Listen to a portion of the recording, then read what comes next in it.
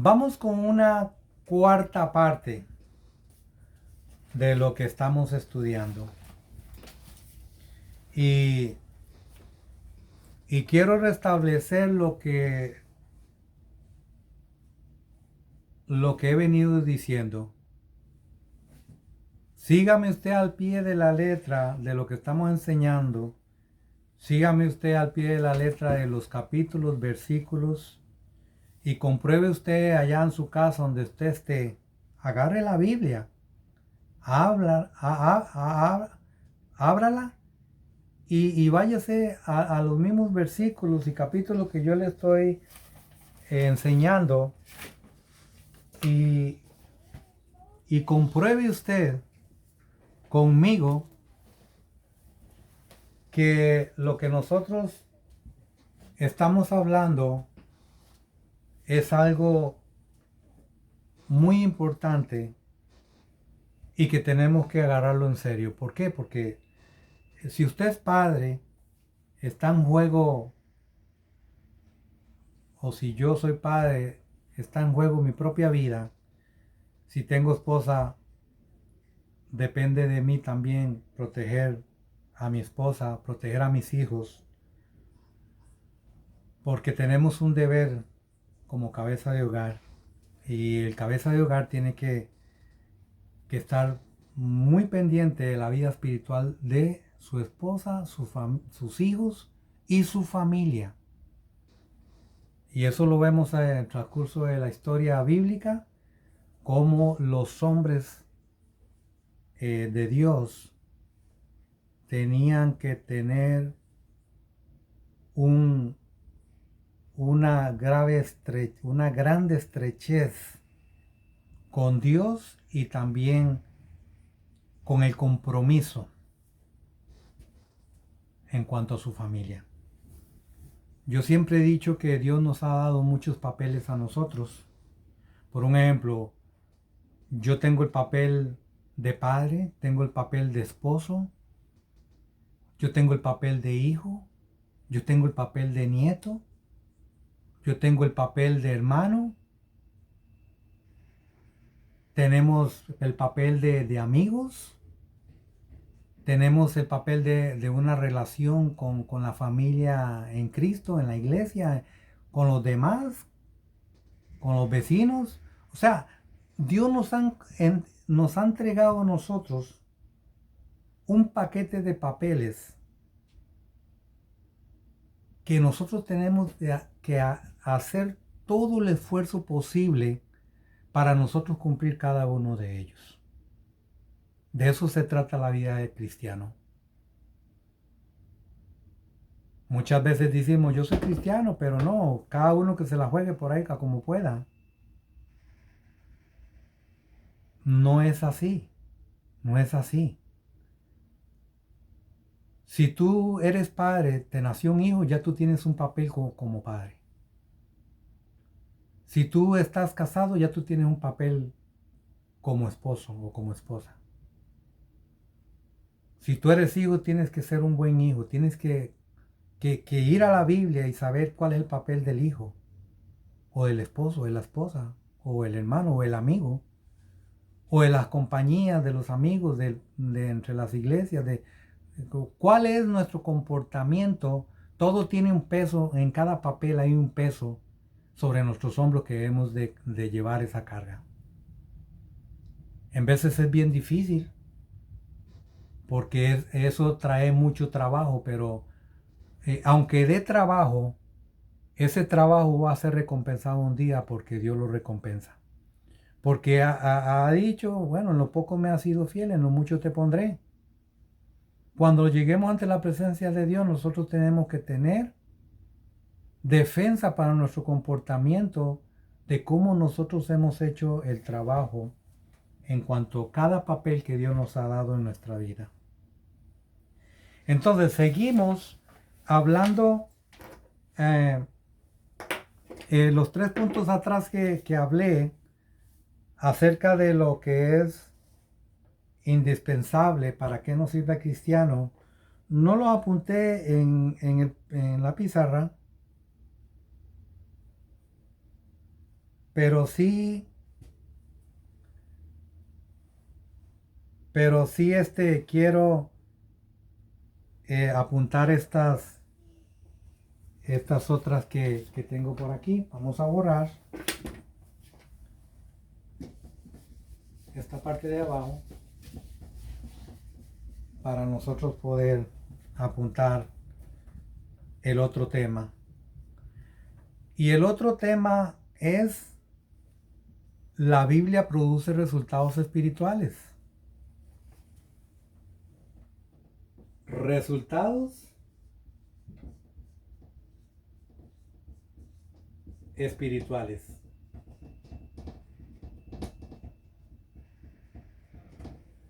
Resultados espirituales.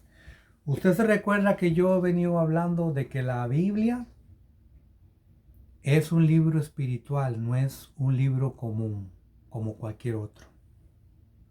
Es un libro espiritual porque viene de la propia mente de Dios, de la propia santidad de Dios. Dios no ha pecado, ni nunca ha pecado. Él es santo. Entonces, por ende, la palabra de Dios es santa también. Entonces, al ser santa, la palabra de Dios, ¿verdad? Porque es la misma mente de Dios,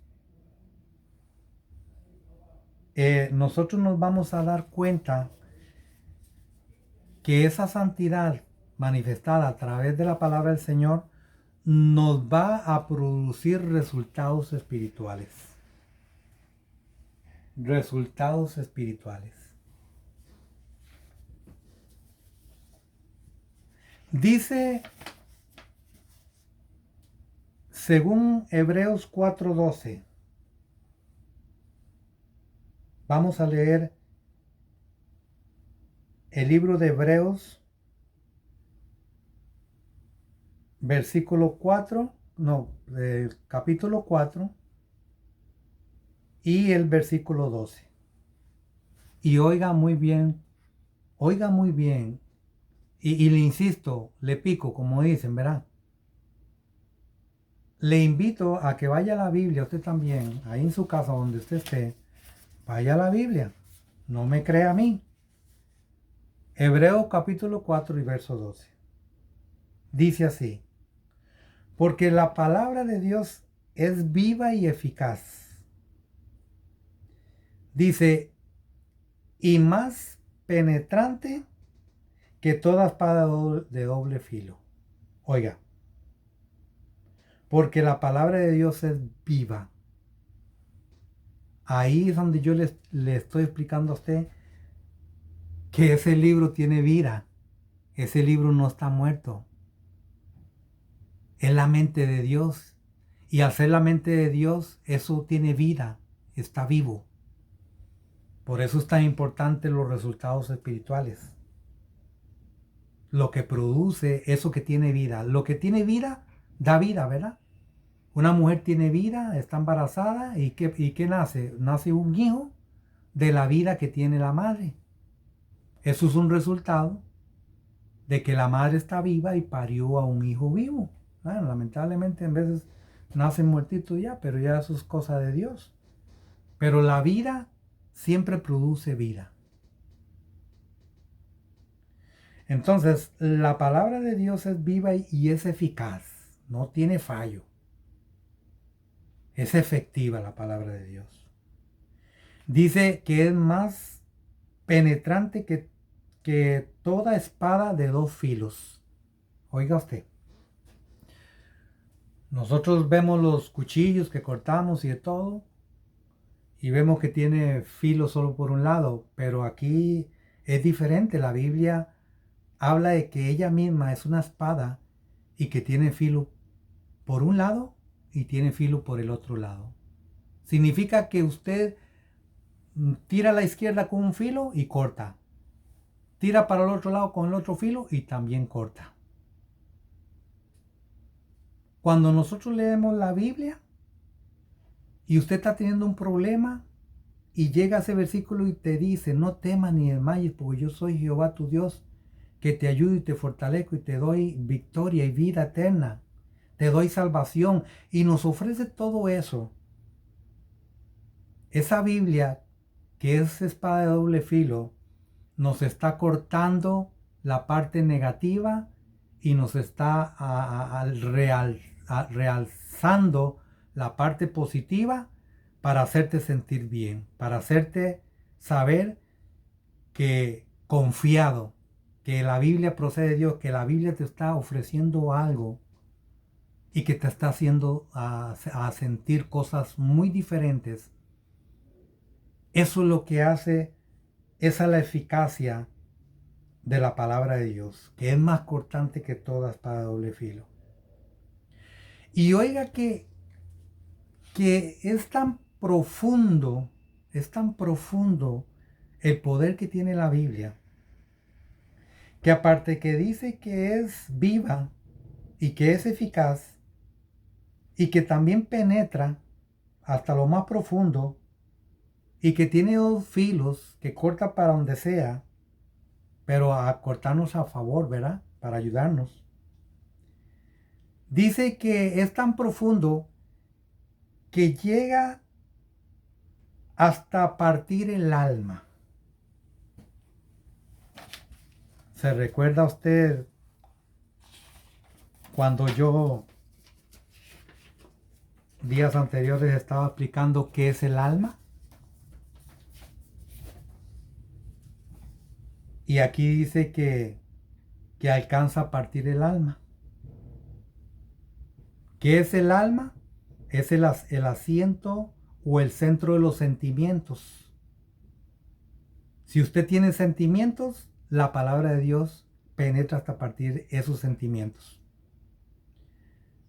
El alma es emociones. La palabra de Dios llega hasta tus propias emociones también. ¿Qué es la voluntad? Pues ahí también llega a la voluntad la palabra del Señor. Y el intelecto, que entendemos que tenemos pensamiento, tenemos una psique que pensamos y ese es el intelecto, hasta ahí llega la palabra del Señor. O sea que el soplo de la vida, que es el alma, que es la parte emocional, terrenalmente aquí en nosotros, lo que sentimos, la parte emocional de 99.9% emocionalistas, hasta ahí llega la palabra de Dios. Oiga usted la profundidad de lo que es la palabra de Dios y hasta dónde llega, pero no dice solamente que llega a partir el alma. Dice que también llega, dice que aún llega también al espíritu. Ahora, ¿qué es el espíritu? El espíritu es lo que habíamos hablado días anteriores, la parte inmaterial. Es la parte que no se pudre, no se daña. Es la parte que nunca se muere. El espíritu, ¿verdad? Dios lo da y, ¿verdad? Cuando morimos a Dios vuelve el espíritu. Esa es la misma esencia de la vida en nuestro ser. El mismo espíritu, el mismo Dios en nosotros. Su propia vida, su propia esencia está metida dentro de nosotros. Pero también dice que hasta esa profundidad, aparte del alma, dice que también llega al espíritu. Dice que llega también a las coyunturas y los tuétanos, lo que le llamamos nosotros el jarrete. La parte grasosa de los huesos ahí, las coyunturas, ¿verdad? Esas partes donde está el tuétano, donde están esas partes que en veces las comemos y son muy ricas en sopas, pues hasta ahí llega la palabra del Señor. Dice que ella discierne los pensamientos y las intenciones del corazón. Los pensamientos son parte del alma y el corazón es parte del alma, y que cada vez que usted llega a escudriñar la Biblia, hasta ahí llega la Biblia. Hasta esas partes tan profundas es que llega y penetra la palabra del Señor, y no se queda nada sin alcanzar por la grandeza de la profundidad que tiene esta palabra. El Señor lo dijo, estas palabras son espíritu y son vida. Entonces nosotros debemos valorar y entender que la Biblia es algo muy importante en nuestras vidas. No, y todo mundo mira este libro, lo mira como un libro común. Ya hasta no se respeta, no, usted debe agarrar la Biblia, tratarla con mucho cuidado. Yo tengo una una Biblia que es la más vieja que yo tengo. Estamos hablando de lo que la adquirí. Yo vine a los 12 años a los caminos de Dios.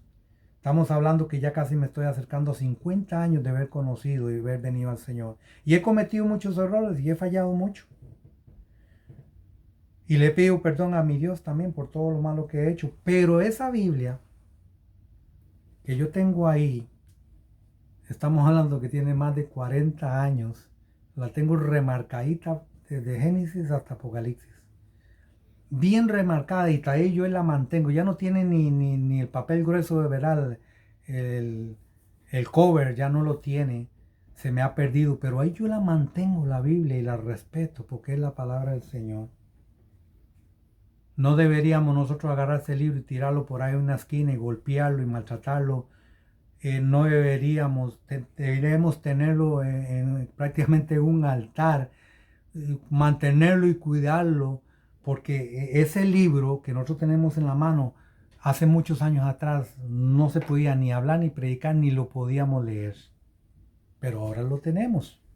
Y si lo tenemos, tenemos que cuidarlo y tenemos que valorarlo, pero hasta ahí llega la profundidad de la palabra del Señor, de esta manera que nos da a entender que esto es un libro muy profundo y muy espiritual, muy espiritual.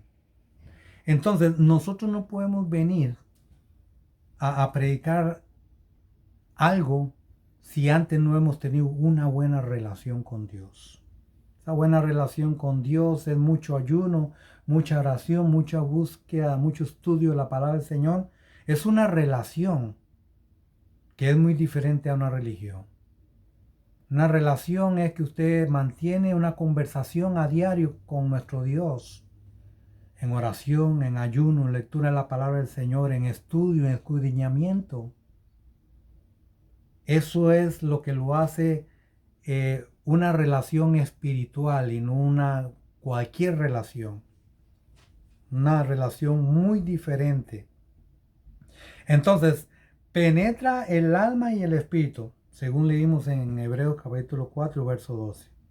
Ahora, si nos vamos a Primera de Pedro, capítulo 1 y verso 23.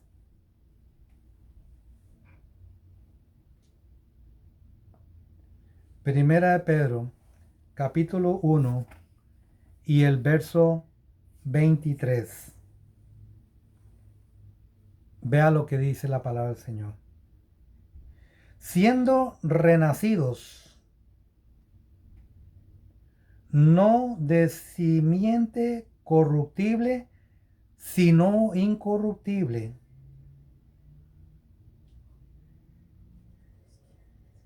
por la palabra de Dios que vive y permanece en nosotros para siempre. Entonces, vamos a decir que la palabra del Señor dice que regenera el alma. ¿Qué es la regeneración del alma? Bueno, pues cuando usted está enfermo y usted va al hospital es porque está enfermo. A usted le meten antibióticos, le ponen antibióticos, te empiezan a dar un tratamiento para regenerar, para establecer tu salud. Pues eso mismo es la palabra del Señor. Él nos va regenerando, nos va transformando, nos va cambiando. Dice, siendo renacidos, no de una simiente corruptible, o sea, no de una pasada manera de vivir, de forma mal, sino que si antes yo fumaba, ya no fumo más, porque soy templo del Espíritu Santo, mi cuerpo es templo del Espíritu Santo, entonces el humo me va a hacer y me va a dañar los pulmones. Y al dañarme los pulmones, entonces yo no estoy protegiendo este cuerpo que Dios dice que es templo del Espíritu Santo. Es donde mora la misma presencia de Dios, el Espíritu Santo, en nuestra vida. Nosotros tenemos que cuidar de eso. Entonces, la misma Biblia nos regenera y nos va diciendo, como lo que yo les explicaba de la conciencia, que la conciencia es como un martillo que te dice, eso está mal o eso está bien. Si está bien, tú te sientes bien. Si está mal, te va a incomodar. Regenera el alma. Hace cambios en tu vida. Hace diferencias en tu vida. Entonces, cuando tú vas a hacer algo incorrecto, sea lo que sea,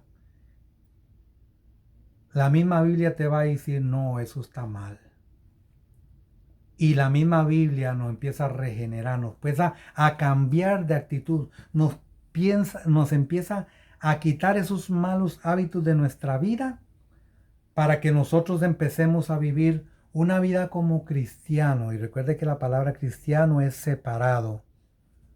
¿Por qué significa separado? ¿Por qué la palabra cristiano significa separado?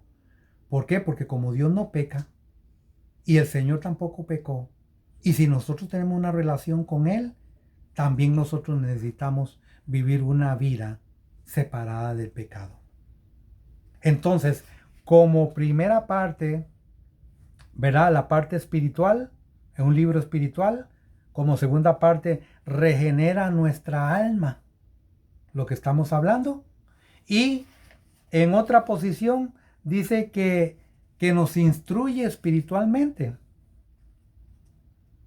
Nos instruye espiritualmente. Si nosotros nos vamos a Romanos, capítulo 15, verso 4. Romanos 15 y el verso 4 nos dice, porque las cosas que antes fueron escritas para nuestra enseñanza fueron escritas para que por la paciencia y la consolación de las Escrituras tengamos esperanza.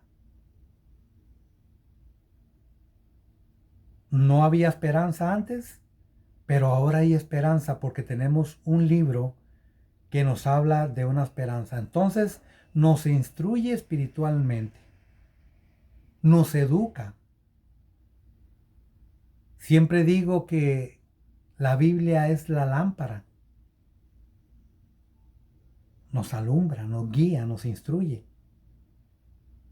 Ahora, si vamos a la parte de la santificación, la Biblia nos santifica. O sea, la Biblia misma, cuando nosotros la leemos, nos santifica a nosotros como cristianos. Vamos a Juan capítulo 17, verso 17. Juan 17 y el verso 17. Dice, santificados en tu verdad.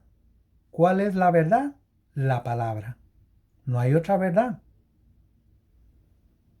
Por ahí todo el mundo se anda peleando en cuanto a las religiones. Y usted sabe cuántas religiones hay en el mundo. Son miles y miles de religiones que hay en el mundo. Y cometen el error de decir que esa es la verdadera religión. No. La Biblia nos enseña que la verdadera religión es visitar a los que están en los hospitales, a los enfermos, dar comida a los hambrientos. Todas esas buenas obras, dice, la Biblia lo dice así. Esa es la verdadera religión. Cuando usted escucha nombres de religiones, mire, Testigos de Jehová, Luz del Mundo, Adventistas, evangélicos, los católicos, lo que usted, cualquier nombre y título que tenga el nombre de una entidad que ellos profesan como una religión, nos estamos equivocando porque la verdadera religión es esa que le digo, visitar a los enfermos y de todo. En cambio, cuando nosotros decimos, yo soy cristiano, estoy diciendo, yo soy un discípulo, yo soy un seguidor del maestro, yo soy un practicante de lo que él enseñó, yo sigo sus pasos. Lo que él me enseñó, yo lo voy a hacer.